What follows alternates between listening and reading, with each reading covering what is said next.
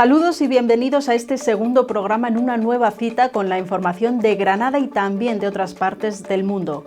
La situación de alarma y confinamiento que hemos vivido estas semanas ha impedido que cientos de personas pudieran despedirse de sus seres queridos difuntos.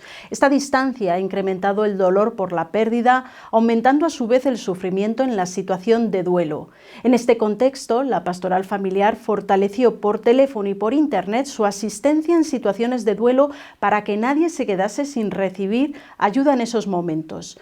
En esta iniciativa participan personas como la psicóloga sanitaria Mari Carmen Ferreira, que ofrece su ayuda de manera desinteresada. El servicio de apoyo al duelo es un recurso puesto al servicio de todas aquellas personas que por motivo de esta pandemia mundial están viviendo un proceso de duelo, ya sea porque han perdido a un ser querido o porque estén viviendo tantas pérdidas asociadas a esta situación. Esta labor de acompañamiento telemática permite iniciar ese proceso de duelo psicológico y necesario en toda persona y para el cual resulta adecuada la ayuda especializada. En este servicio encontrarás a personas que te acompañen en ese camino desde su formación y experiencia y también desde el trato respetuoso y humanizado. Todo aquel que lo requiera puede contactar con este servicio de duelo en el teléfono que aparece en pantalla de lunes a viernes en horario de 10 de la mañana a 2 de la tarde y de 4 a 8 de la tarde. Cambiamos de asunto. Uno de los grupos más afectados por la pandemia está siendo las personas inmigrantes, cuya situación pasa a veces inadvertida. El movimiento Encuentro y Solidaridad viene celebrando los sábados de este mes de mayo y también en junio sus tertulias Emaús, una iniciativa online donde tratar temas que ayuda a crear una conciencia más solidaria en estos tiempos de grandes desafíos y necesidades. Son sobre temas de inmigración en tiempos de pandemia y también un gran pilar fundamental que es la educación. Esperamos crear un espacio de encuentro, de diálogo, de puestas en común para entre todos buscar algunas claves importantes y seguir avanzando en esta sociedad que requiere de un mundo más justo y más solidario, ¿no? La inmigración fue el tema tratado en una de sus últimas tertulias, en la que abordaron, por ejemplo, la dignidad o el derecho a emigrar y también el no tener que hacerlo o la contribución con su trabajo de las personas migrantes. Estas fueron algunas de las cuestiones destacadas por Agustín Nur, senegalés, residente en Granada. Un poco he hablado de dignidad, de su dignidad, de la dignidad de todos los seres humanos. Y también un poco de el derecho a no tener que emigrar, porque el emigrar es un derecho fundamental, pero el no tener que hacerlo tiene que prevalecer siempre. El problema, ¿no?, de los inmigrantes en tiempo de pandemia, porque al final son los olvidados. Me pareció importante también poner en la mesa que hay una parte invisible que también está luchando para nuestra supervivencia. El lunes 18 de mayo se producía la última de las retransmisiones por internet de la Eucaristía oficiada por el Papa Francisco desde su residencia de Santa Marta. Fue el mismo día en que el pueblo italiano volvía de forma presencial a las iglesias tras semanas de confinamiento. Esa fecha coincidió también con el centenario del nacimiento de San Juan Pablo II. Francisco celebró la Eucaristía desde el altar de la tumba del Papa Santo y recordó su figura destacando tres de sus rasgos: su entrega a la oración, su cercanía al pueblo y su amor por la justicia. Ese mismo día, la Conferencia Episcopal Polaca convocaba una gran campaña en redes sociales en honor del Papa polaco, invitando a los internautas a publicar mensajes de agradecimiento al Papa con el hashtag Thank you John Paul II, gracias Juan Pablo II.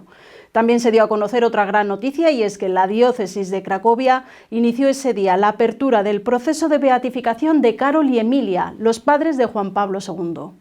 Y nos vamos ahora al otro lado del Atlántico. Preocupación por la delicada salud que entre las poblaciones amazónicas está provocando la falta de medidas y el control de la pandemia del coronavirus por parte del gobierno. Así lo ha expresado la Conferencia Nacional de Obispos de Brasil en un comunicado en el que destacan la gravedad de la situación, especialmente entre los pueblos indígenas a menudo olvidados.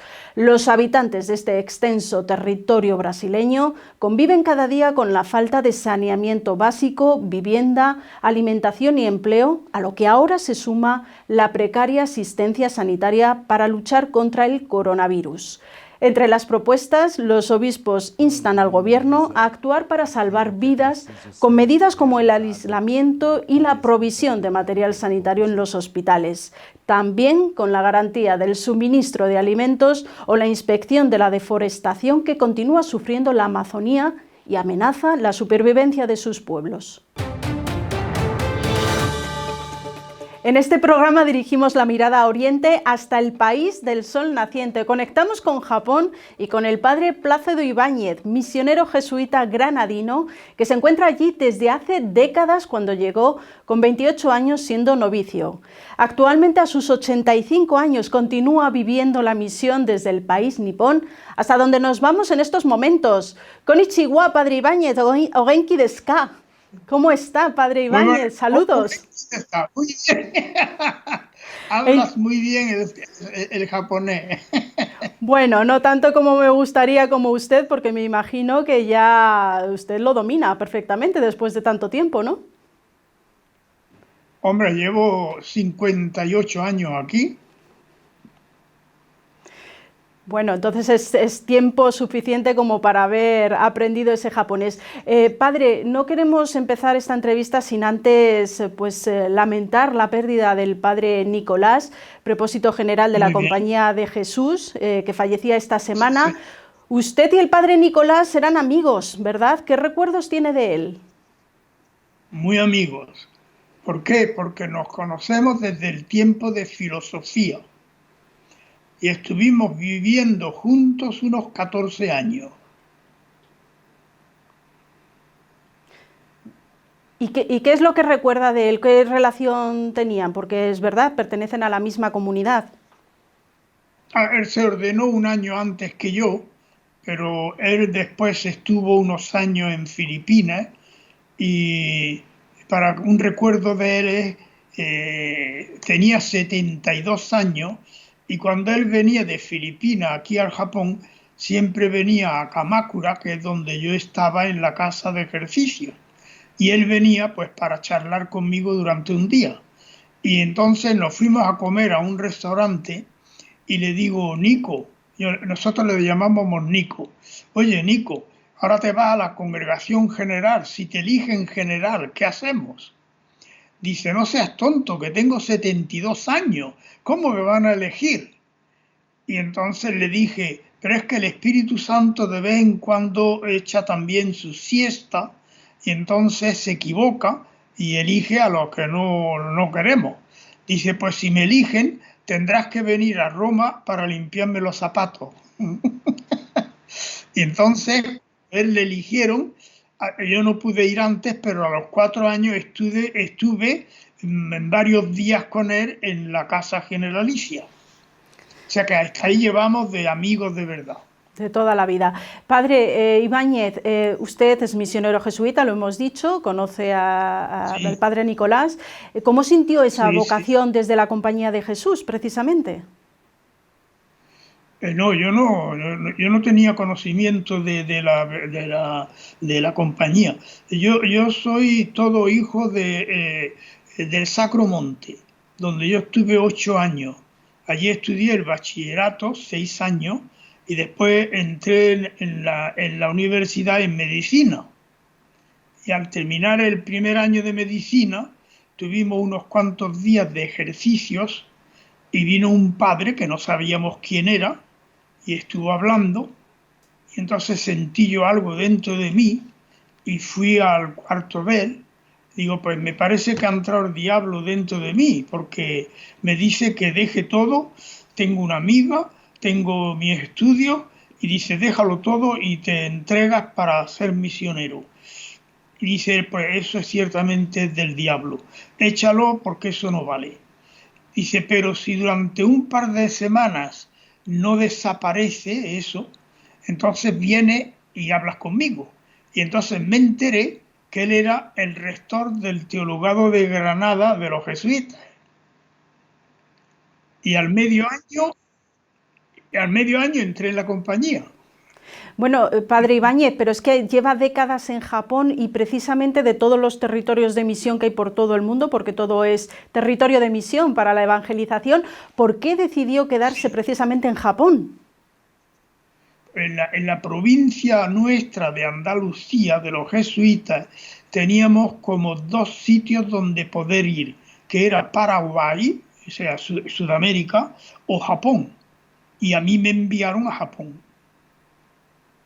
¿Está contento allí? ¿Cómo es un día a día en la vida de un misionero en Japón, en este caso con usted? ¿Cómo es su día a día? Hombre, eso depende, pero digo, aquí nos levantamos a las 5 de la mañana. Pues nada, después tenemos la vida de oración, tenemos todo como la vida. Ahora yo ya, pues después de todos los estudios, etcétera, mi trabajo ha sido en espiritualidad. Entonces tenemos varias casas de ejercicio y yo he sido el director en distintas casas de ejercicio. Y ahora ya he retirado, pues ya tengo 80 y voy a cumplir 86 dentro de poco. Pero tengo mucho trabajo, porque tenemos la casa de ejercicio más grande al lado de donde está mi habitación, está muy cerca, son 300 metros. Y esa casa está usada para el mes de ejercicios y 8 días de ejercicios, más de 10.000 personas al año. Me imagino que cuando llegó a Japón se encontró con distintas dificultades. Una de ellas es el idioma. Yo he intentado decir un par de cositas en japonés, pero tiene su trabajo. ¿Con qué otras dificultades se ha podido encontrar cuando llegó y en este tiempo? El primer shock no fue tanto el Japón.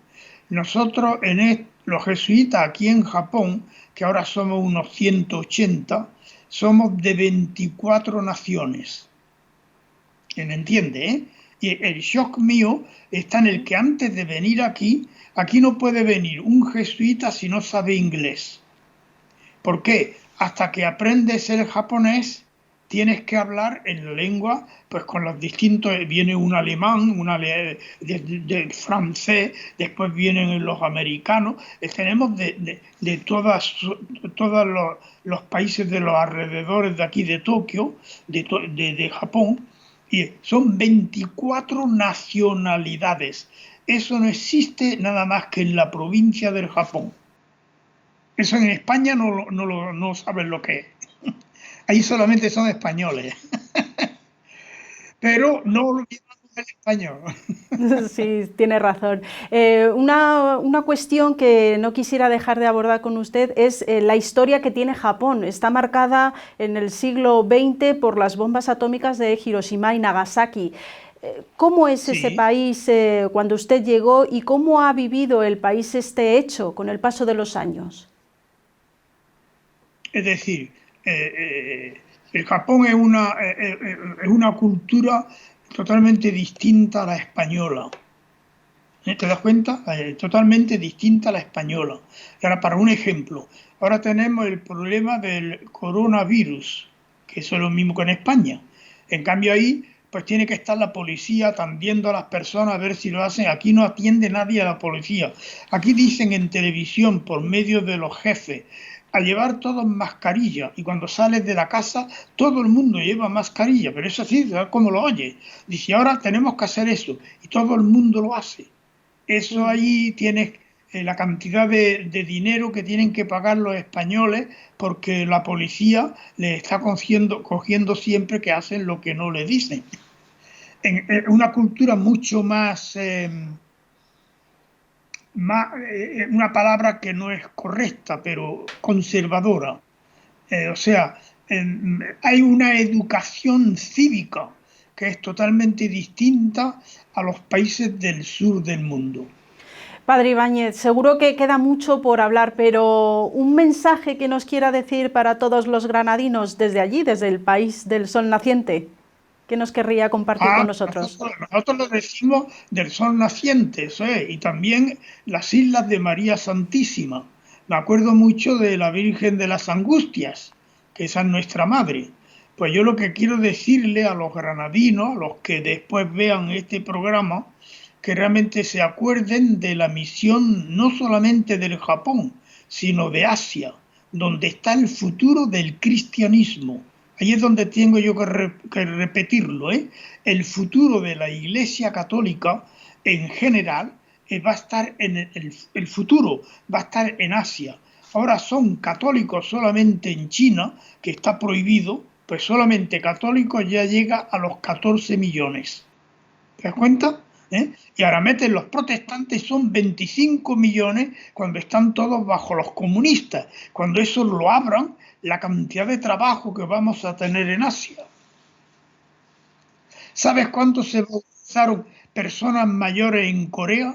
Que es el país cercano a nosotros. En 2 horas está en Corea. Pues se bautizaron el año pasado, no te preocupes, 111.000 personas mayores. Sí, padre Plácido Ibáñez, que seguro que quedan muchas cosas por contar, porque son muchas décadas y muy intensas, una vida muy entregada, seguro. Nosotros le damos de corazón las gracias por haber hecho esta entrevista con nosotros para VA Informa desde Granada en conexión con Japón. Muchísimas gracias. Pues yo, todo granadino. Y nosotros... Me dicen, ¿de dónde eres? Dice, yo soy de Granada. No dice Granada, dice de Granada.